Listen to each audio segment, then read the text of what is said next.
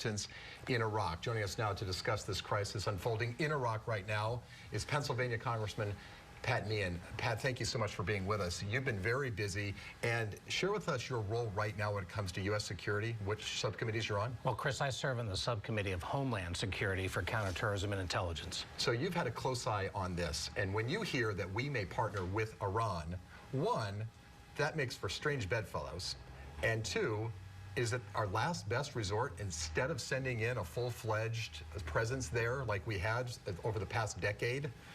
What's the best way to tackle this right now? Well, it is ironic that we'd be dealing with Iran, particularly when we're concerned about nuclear expansion in Iran.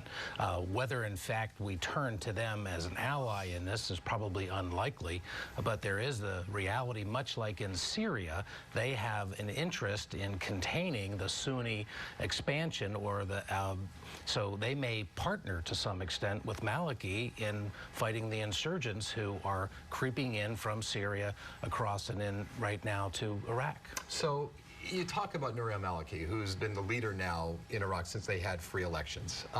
Can you squarely put the blame on him for not enfranchising the Kurds and Sunnis? It's a big part of the problem. One of the agreements when Maliki came in was to create a coalition government, freely elected for the first time, that included Kurds and Sunnis, as well as his Shiite majority, which is largely focused in Baghdad. Once he was in power, he didn't reach out with a kind of determination that others wanted to see, so much so that the Sunnis now see him as an oppressor. So this group, ISIS, they're comprised of Sunnis. So when they march across Syria into Iraq, that's why the governmental army there in Iraq, who may have been Sunnis, decided to just lay down their weapons. Is that what's going on? They are Sunnis, but they're really the most radical Al-Qaeda related. Right. And so we've got a strange circumstance in which there are Sunnis that are part of the Iraqi security forces. They're the ones that sort of laid down their arms and said, we're not getting in the way. A second group are tribal Sunnis who actually partnered with us earlier on and are still out there. They're the ones that are living in the areas, you know, outside Mosul, Tikrit, right, other places like that. Well, we're reminded of Mosul, Tikrit, yeah, Baghdad, Fallujah, all these names we heard about when the war broke out in 2003. Here we are 11 years later. It's sort of back to the future, and this is the last international crisis I'm sure President Obama wanted to deal with.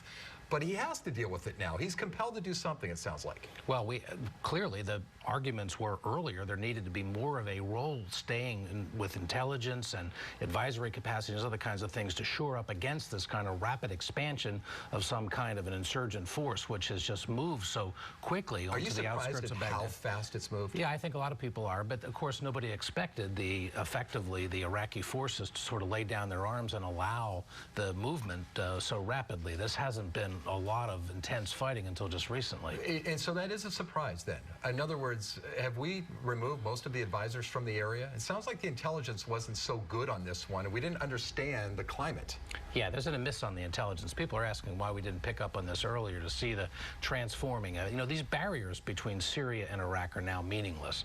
That has broken down, and so the movement of these militants being able to bleed out of Syria and into this battle in Iraq creates a lot of sort of quick capacity. One last question. It might be a doozy, and we are out of time, but does this portend for the future that we should just back out of these international crises? Well, we have a role, but you're seeing in the essence, this is a Sunni Shiite religious situation. We got to keep it from becoming an outright civil war that would create unrest in the entire region, because in the end we worry about Jordan, Israel, and the security of other allies that could be affected in the long run. Congressman, thank you for your time. Appreciate it. Thank you so much, Chris. I'm sure we'll see more of you. Sue? Thanks.